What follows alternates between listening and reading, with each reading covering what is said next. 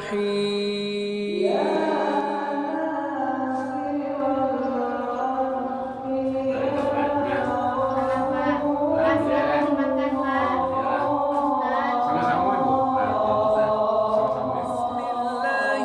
Bismillahirrahmanirrahim. Sebelum video ini dimulai, pastikan kamu sudah mengklik tombol like, subscribe, lonceng, dan share ke teman-teman. Sama kita hormati Bapak Ibu pengurus Majelis Yasinan Mutiara Hati yang hadir bersama kita, Bapak Ibu jamaah hadirin kaum muslimin keluarga yang dalam ini kita berkumpul di rumah beliau. Mudah-mudahan kita semua selalu mendapat keberkahan dari Allah hendaknya. Akhir-akhir ini kita di Sumatera Barat, masuk di Aceh, termasuk di Sumatera, di mana tuh? Di Riau Utara, itu dan tempat-tempat lain Allah perlihatkan tanda-tanda kekuasaan. Li ayatin, tanda-tanda kekuasaan Allah. Tanda-tanda kekuasaan Allah itu ada pada alam dan juga ada pada yang tertulis, itunya Al-Quran. Itunya dengan terjadinya musibah, bencana, ada gelodo, banjir, ada gunung meletus, angin puting beliung, dan lain-lainnya. Mudah-mudahan kita doakan saudara-saudara kita yang wafat ditimpa musibah tersebut mendapat pahala syahid di sisi Allah hendaknya. Karena syahid itu ada beberapa tingkatan kalau dalam hadis. Jadi syahid itu bukan hanya ibu yang melahirkan meninggal, bukan hanya itu. Ada mati anyui itu syahid itu. Mati tertimpa batu atau benda-benda tanah dan lain-lainnya, mati tenggelam. Nah, jadi banyak tingkatannya. Mudah-mudahan semua itu kita serahkanlah kepada Allah Subhanahu wa taala. Khusus kita kajian pada malam hari ini, karena kita tidak bahas itu, sudah banyak dibahas di media massa. Kita lanjutkan kajian kita tentang rahasia membuka tabir yang menghubungi antara kita dengan Allah. Sudah beberapa episode sudah kita sampaikan kemarin, sudah sampai kepada tingkatan yaitunya riya. Jadi membarasian diri itu, mukasih diri itu adanya kolbu, hati. Kalau membarasian syariatnya itu mudahnya Bapak Ibu. Bisa pakai rinso, pakai sabun, pakai apalah, itu alat banyak itu sekarang. Tapi kalau membarasian kolbu, itu berat karena itu adalah di dalam. Bukan hal yang mudah, butuh proses. Ada metode-metode yang disampaikan oleh para ahli kepada kita, ahli-ahli tauhid. Ada namanya takhalli, ada tahalli, ada tajalli. Nah, takhalli itu artinya membersihkan. Itu istilah-istilah yang dipakai. Jadi apa saja yang kita bersihkan? Kemarin sudah sampai 6 sifat yang kita wajib bersihkan dalam diri kita. Ada hasad, iri, aqad, dengki, su'uzon, buruk sangko. Itu sudah kita sampaikan kemarin. Kibir, sombong. Tidak boleh sombong. Ujub itu merasa sempurna dari orang lain. Termasuk riya kemarin. Riya itu berbuat bukan karena Allah. Seluruh itu adalah penyakit kolbu, penyakit hati. Itu tidak nampak. Tetapi akibat atau reaksi atau apa namanya itu yang ditimbulkan itu nampak. Orang hasad, orang iri, orang dengki gitu kan, itu nampak. Nah, tetapi itu adalah penyakit hati di dalam diri manusia dan itu harus dibuang, dimotori oleh setan. Nah, jadi nanti ada nafsu itu ada mutmainnah, ada nafsu lawamah, ada nafsu amarah namanya di dalam diri itu. Bapak Ibu hadirin kaum muslimin, makanya penting itu kita kejar, kita usahakan. Alam pilo setahun mengaji ini belum tuntas. Karena memang kalau pembahasan Al-Quran dan hadis itu sangat luar biasa. Makanya Nabi menyampaikan, andaikan diambil air laut sebagai tinta, rantiang-rantiang di daratan itu sebagai pena, kalam untuk menguraikan kalam-kalam Allah, ndak akan selesainya, habis itu semua, ndak akan tuntas. Begitu luasnya samudra Al-Quran itu. Jadi mudah-mudahan kita bansu-bansu, memang basabah dan butuh ketabahan di situ. Kalau di sekolah atau di bangku kuliah itu kan orang tuh pertemuan tiap hari kalau sekolah. Pertemuan awak kan sekali sebulan gitu kan. Kadang-kadang ada lo absennya bagai karena dengan kondisi-kondisi tertentu gitu. Bapak Ibu hadirin kaum muslimin rahimakumullah. Jadi ria berbuat bukan karena Allah. Ria itu nanti akan jatuh kepada syirik. Syirik itu ada bagiannya. Ada syirik kubra, ada sughra. Kalau ria itu bahagian daripada syirik kecil. Syirik tersembunyi di dalam diri. Al-Kahfi 110 itu Allah jelaskan, wala yusyrik bi ibadati rabbi ahada. Lam di sana larangan, dan janganlah kamu mensyirik atau mempersekutukan aku, kata Allah, dalam beribadah kepada Tuhanmu dengan sesuatu. Nah gitu. Sering kita contohkan, awak sakit kepala. Ubek sakit kepala, Bu? Ya. Atau damam, flu. Ubeknya? Paramex. Gitu. Sampai saya merek enggak ada gitu kan. Bodrek jadi hijau. Awak minum ubek itu, ambo kalau ndak minum ubek itu petang tuh, ndak sehat embo tuh, syirik itu. Dia kan kecil tuh. Kalau ndak minum ubek itu ambo petang tuh, ndak cegah ambo tuh doh. Berarti lebih hebat obat tuh daripada kekuatan Allah. Padahal Allah tuh syifa, pengobat. Jadi makanya hati-hati juga, itu kan hal yang kecil itu, hal yang sepele itu. Masuk pakai batu cincin gitu kan, ambo ndak kayak batu cincin gua, ndak kau jadi orang dah. Ya, ndak boleh. Jadi itu hanya sebagai hiasan saja. Jadi syirik itu termasuk hal yang sangat berbahaya sekali, dibuang, ndak boleh. Bapak Ibu hadirin kaum muslimin rahimakumullah. Jadi ria adalah berbuat atau melakukan sesuatu bukan karena Allah. Makanya dalam Al-Quran itu Allah tuntut kita untuk mukhlishina lahuddin. Wa ma umiru illa liya'budullah mukhlisin, ikhlas. Itu yang baiknya, ikhlas di dalam beragama itu. Bahaya ria kita sampaikan. Yang pertama sekali dapat menghapus seluruh pahala kebaikan yang kita lakukan. Jadi ria itu, sifat ria itu bisa menghapus seluruh kebaikan yang kita lakukan. Makanya hati-hati, tidak boleh kita ria. Kembalikan niat kita itu tulus karena Allah Subhanahu wa ta'ala. Kemudian termasuk yang kedua, bahaya ria itu adalah orang yang selalu berbuat ria, dia akan dijauhi oleh Allah Subhanahu wa ta'ala. Dia akan terus berlaku dan berbuat di dalam keriaannya itu. Jadi bukan lagi nanti dia ikhlas lagi itu.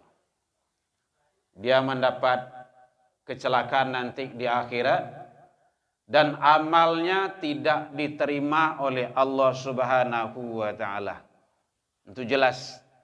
Orang yang berbuat riya itu amal kebaikannya tidak diterima oleh Allah.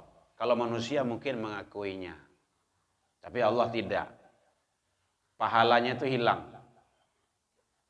Gambaran sifat riya ini ada dalam Al-Quran, surah Al-Baqarah, surah kedua, itu dijelaskan dari Allah 260 ampe. Kalau ada ingin mencari boleh. Ya ayyuhalladzina amanu, hai orang-orang yang beriman, la tubtilu sadaqatikum. Jadi ini ditamsilkan, diperumpamakan oleh Allah. Hai orang yang beriman, janganlah kamu merusak pahala amal sedekahmu dengan menyebut bil manna wal adha. Bil mani wal adha, dengan menyebut-nyebutnya. Jadi saja yang awak lakukan kebaikan-kebaikan tidak boleh disabui-sabui. Tidak boleh. Karena itu adalah bahagian daripada ria. Apalagi sampai menyakiti hati si penerima. Awak lebar gih jo, tetapi sakit hati orang dibuai. Gitu. Kalladzi yunfiku malahu riya'an nas. Kata Allah dalam Al-Quran itu seperti orang-orang yang menginfakkan hartanya karena ria pada manusia. Ria itu pamer, sabuk-sabuk tarui. Wala yu'minu billah wal yaumil akhir. Dan tidak beriman dengan Allah dan hari akhir. Jadi orang yang berbuat riya itu selalu menyebut-nyebut kebaikan yang ia lakukan. Jadi tidak boleh kebaikan yang kita lakukan itu tidak boleh kita sebut-sebut. Harus tulus ikhlas karena Allah Subhanahu wa taala. Famathaluhu kamasali safwanin 'alaiha turab. Begitu kata Allah. Perumpamaan itu semua bagaikan batu yang licin di atasnya ada debu. Bu, lihat terangah belakang, Bu. Ibu tidak nampak dah pada. Ada batu tu licin. Di atas batu tu ada debu. Kemudian debu itu ditimpa di air hujan. Kira-kira ada tak bekasnya? Batu licin, di atas batu tu ada debu. Abu, apa no? Abu tu debu. Debu. Kemudian diampu di air gitu kan. Apa kuah hujan atau air nyui gitu kan. Kira-kira ada tak bekasnya di situ? Tidak akan ada bekasnya. Sedikit pun tak ada. Seperti itulah orang yang berbuat riya, dia beramal tetapi amalnya itu nyusabui-sabui taruih. Itu bahaya itu. Akan tidak boleh. Makanya dia tergolong ke dalam syirik khafi. Syirik khafi itu syirik kecil atau syirik tersembunyi. Bukan syirik jali, tapi syirik khafi di dalam diri manusia. Maka kita luruskan kembali niat kita, sikap dan perilaku kita. Jangan kita berbuat riya. Kalau mau gih bantuan, ndak perlu mana ada foto situ do. Gih salah. Contoh. Di negara lain ada kayak gitu tuh. Nyonyo pajang foto di situ. Bantuan dari Sianu gitu kan. Ikan ndak harus kayak gitu loh do. Allah tuh sudah tahu kok. Yo ditampil lain gitu, tampil lain. Di situ ndak ada do. Di situ ndak ada. Orang-orang apa wak kok elok do. Tampil negara lain gitu kan. Awak kan ambil contoh negara lain. Jadi tidak boleh berbuat saja. Mungkin awak ada organisasi gitu kan, bantu saja. Kini kok yang butuh bantuan tuh sangat luar biasa itu. Apalagi kalau di Gunung Nago Katih itu, tetap butuh itu aksesnya tuh. Kami udah ke sana kemarin itu ndak bisa, udah terputus, maka butuh bantuan. Jadi oleh sebab itu berbuatlah dengan ikhlas, tanpa embel-embel, tanpa pamrih, tanpa kita mengharap kepada yang lain. Gitu. Ya kadang-kadang karena memang ada dokumentasi gitu. Terserahlah alasannya gitu kan. Ya silakan sajalah gitu kan. Tetapi jangan sampai merusak amal yang kita lakukan itu. Contohnya tadi Allah telah perumpamakan dalam Al-Quran surah Al-Baqarah, yaitunya ada suatu batunya licin, di atas batu itu ada debu, kemudian debu itu ditepa oleh air hujan ataupun air yang besar, maka tidak meninggalkan bekas sedikit pun. Begitulah amalan riya dilakukan. Awak beramal, tetapi nilai pahala di sisi Allah terhapus atau tidak ada. Nah, kan sangat kita sayangkan itu. Ada yang bertanya, Bu? Boleh? Bapak Ibu hadirin kaum muslimin rahimakumullah. Itu adalah bagaimana kita menghindarkan diri daripada riya tersebut. Bentuk-bentuk riya kita kupas sedikit dulu. Riya sebelum mengerjakan ada setidaknya 3 bentuk di dalam kitab dijelaskan. Sebelum awak mengarajuan, mbok mau bantuan kan ini doh. Contohnya bantuan tadi beli gitu kan. Boleh yang lain contohnya silakan lah gitu. Tapi agak murah sih lah gitu kan. Tolong iriangan, berbuat kameramen, atau ada stasiun TV gitu kan, terserah lah gitu kan. Ya, supaya sedunia orang mengetahui gitu ya. Riya mengharap pujian manusia. Memang mengharap. Kalau tidak dipuji, tidak mau dia. Kemudian riya saat berbuat. Jadi golongannya itu sebelum berbuat mengharap pujian, wajib itu mengharap pujian itu kalau riya itu. Kemudian di saat dia berbuat tersebut selalu. Jadi kita berlindung kepada Allah, semoga seluruh amal kebaikan, amal-amal yang kita lakukan terhindar dari sifat riya hendaknya. Kemudian termasuk riya di dalam niat. Jadi dari awal niat sudah tidak baik. Itu memang yang pelaku dan pelaksana itu yang tahu dengan Allah. Tetapi nanti indikasinya bisa terbaca. Niat. Jadi bukan niat untuk membantu saudara kita yang sedang ditimpa musibah, tetapi memang ada niat-niat tertentu. Mungkin untuk dua periode contohnya kan. Contoh di negara lainnya tuh. Atau ingin dapat namo gitu kan. Ya pencitraan gitu kan, terus sajalah bahasanya gitu kan. Jadi niat dari awal tuh sudah tidak baik.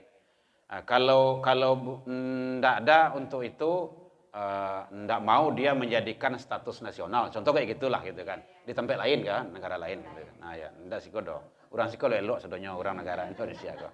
Bapak Ibu hadirin kaum muslimin, riya dalam perbuatan.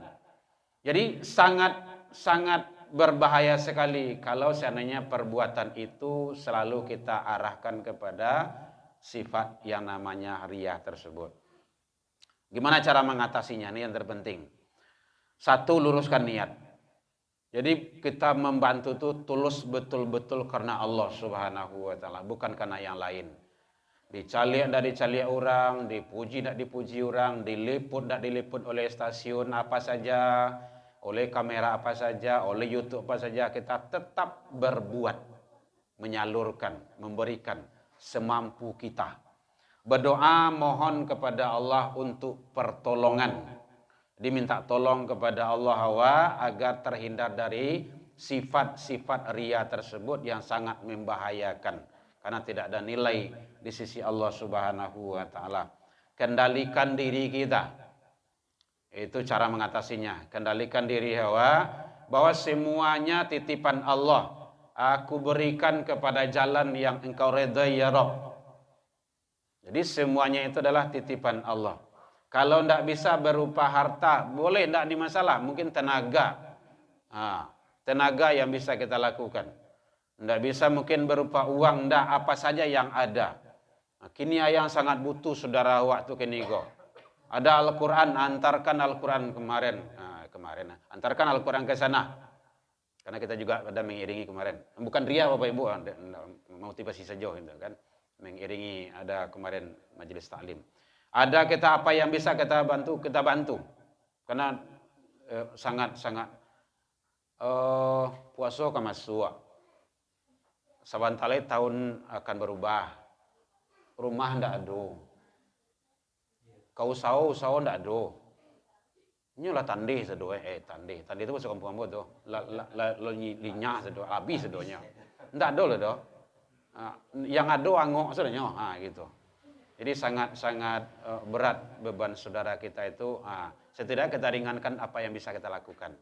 Kalau ada ibu-ibu sendok, antan sendok ke situ. Ada pariwu, antan pariwu. Kemarin magic bagai, dibawa bagai gitu kan. Apa yang bisa?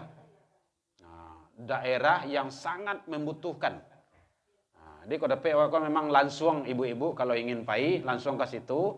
Jadi tahu situasi kondisi yang ada di sana. Bukan hanya pai foto-foto ke situ. Oh modeko yo. Aku dapat ke situ memang ada setidaknya apa yang bisa kita bawa gitu kan. Mungkin garam gitu kan atau apalah gitu kan. Bapak Ibu hadirin kaum muslimin, kemudian termasuk selalu kita ingat kepada Allah bahwa semuanya adalah atas kuasa.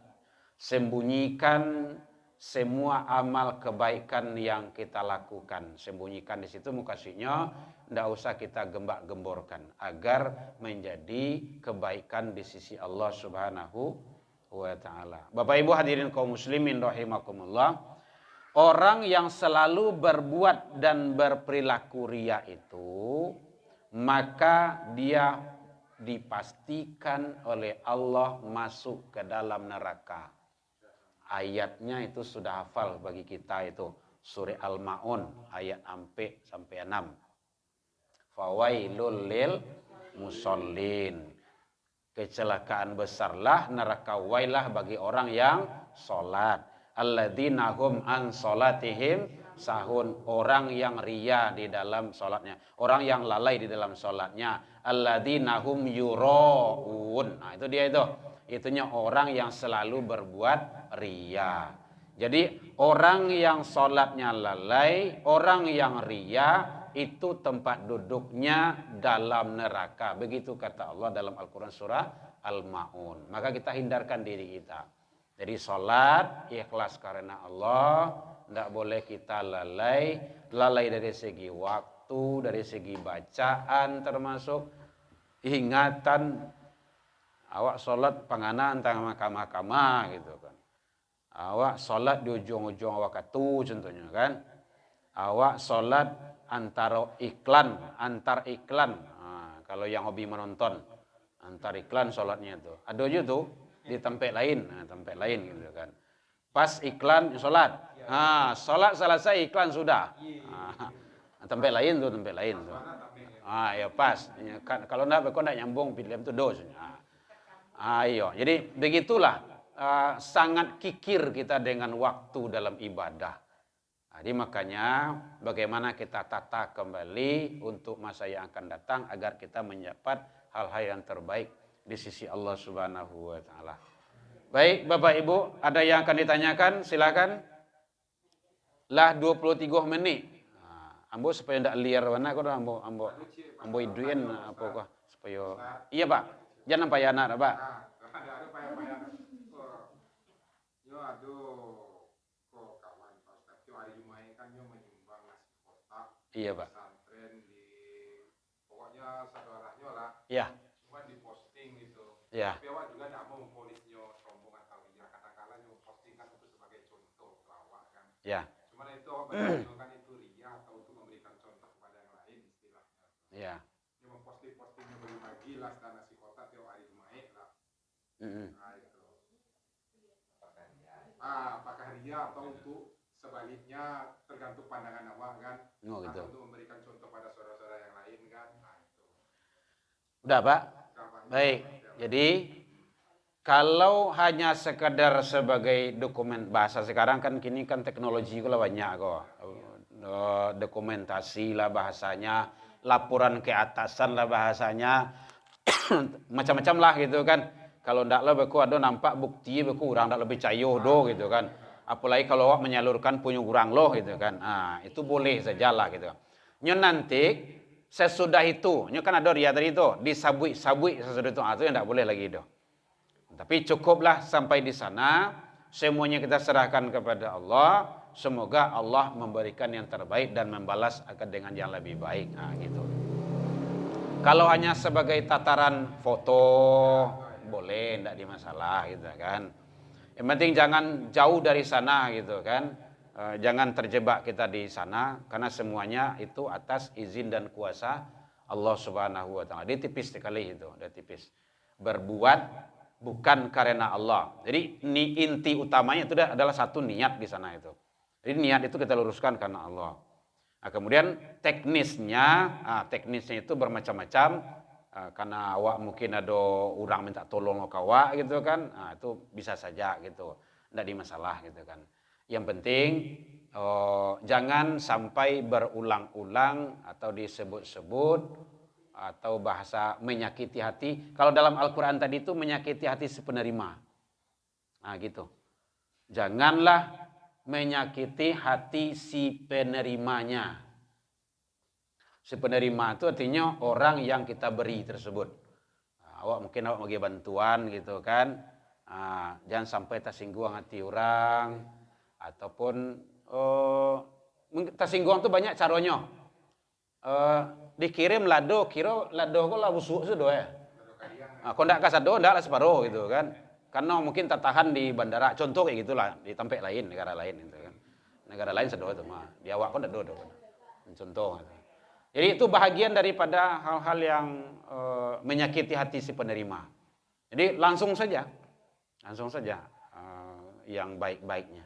Jadi mudah-mudahan, na'udzubillah, kita selindung kepada Allah agar terhindar daripada itu semua.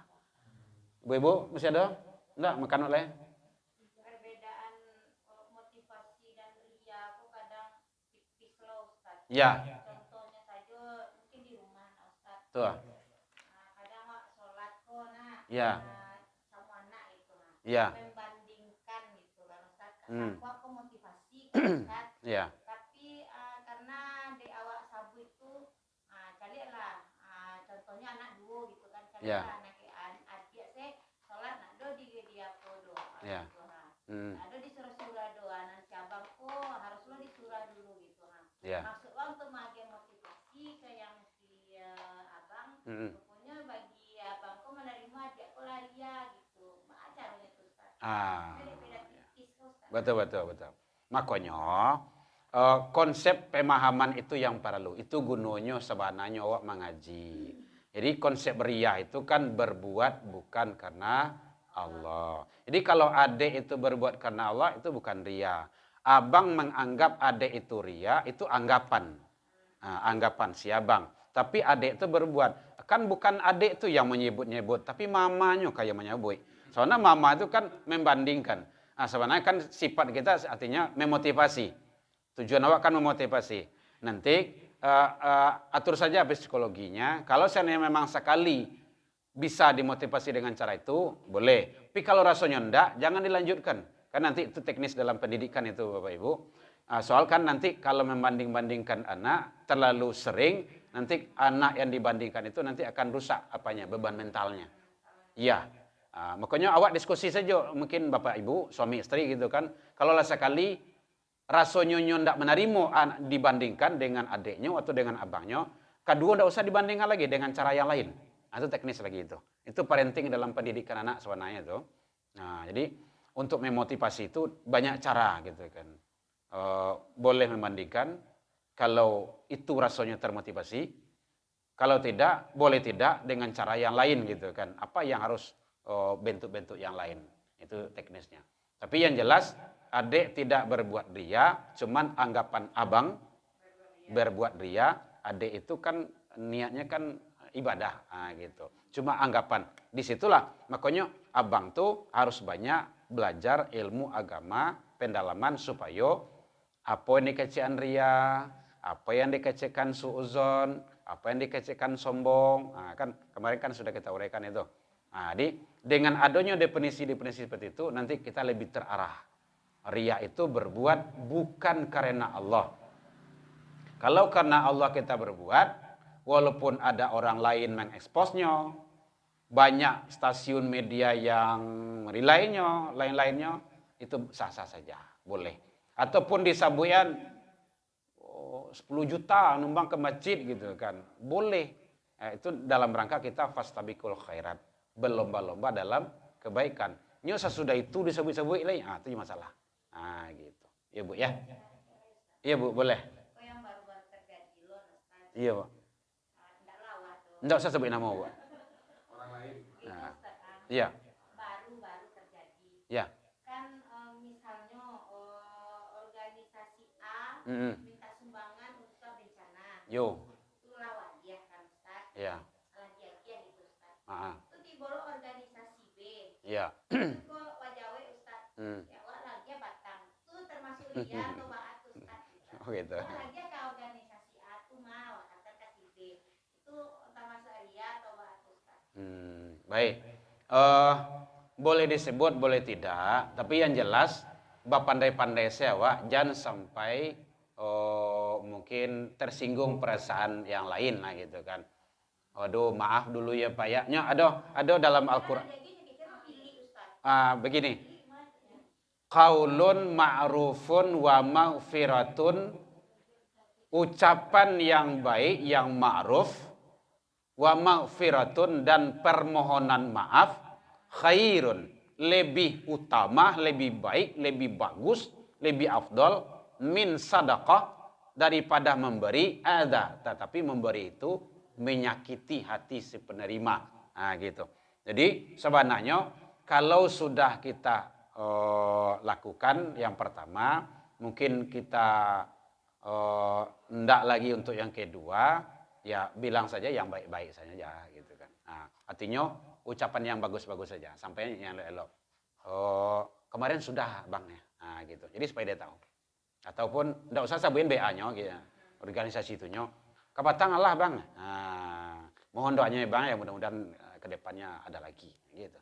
Yang penting ucapan. Omongan kita gitu. Qaulun ma'rufun. Ucapan yang baik, yang ma'ruf. Wa maghfiratun, dan permohonan maaf, khair, lebih baik. Ya Bu ya.